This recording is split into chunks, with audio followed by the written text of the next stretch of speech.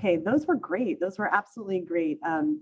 The LEQ that we gave you is the prompt that you're seeing on the screen. Evaluate the most significant effects of the English Civil War. And that was one of our content pieces from yesterday. And a lot of you brought in those content pieces to what you wrote, and I think that was great. And so this response is from Aisha at Wabansi. I'm so sorry if I butchered that pronunciation. Valley High School in Illinois. They are the Warriors. I love that name.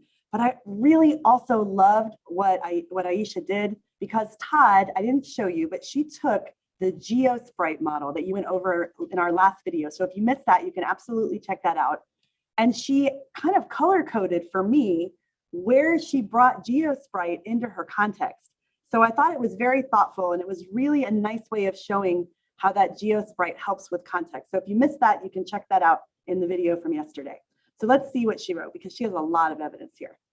During the 16th century, England experienced the rule of the new monarchs, the Tudors. They cooperated with Parliament and did not take political action without approving first.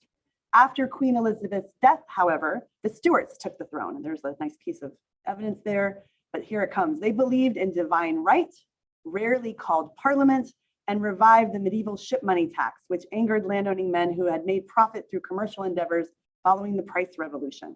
Widespread discontentment between Parliament and absolutist King Charles eventually led to the Civil War, leading to a desire for royal stability after Cromwell's chaotic protectorate against the nation, while ultimately maintaining the power of Parliament.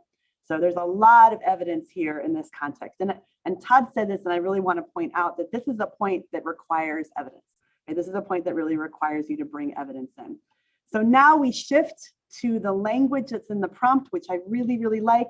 The most significant effects of the English Civil War was England's shift from having an absolute monarch on the throne to a constitutional monarch during the Glorious Revolution. And then the line of reasoning here, as the supremacy of Parliament was declared, and then as well as the signing of the English Bill of Rights, and followed again by a line of reasoning due to its emphasis on the voice of the people in government. So this was a really evidence-filled paragraph. There's multiple reasons. She provided multiple lines of reasoning there. And I just thought this was a really great job. And I really liked the way you used what we did yesterday to draw on evidence to put in your context. So thank you so much for that. Go Warriors. Yeah, for sure. Really nice processing there, Aisha. Well done. And then our other sample, it's kind of along the same lines. And I understand, because we did this as a content piece, I got a lot of that content brought in. And this is a little simpler, but still gets the job done. After the reign of Elizabeth I, the Stuart monarchs came to power in England. Believers in the divine right of kings, James I and Charles I, did not want to share power with Parliament and would clash over many issues, particularly taxation. The English Civil War ensued, ending with the defeat of the Cavaliers and the execution of the King, Charles I. Again, we've got lots of evidence in that paragraph, and that's really nice.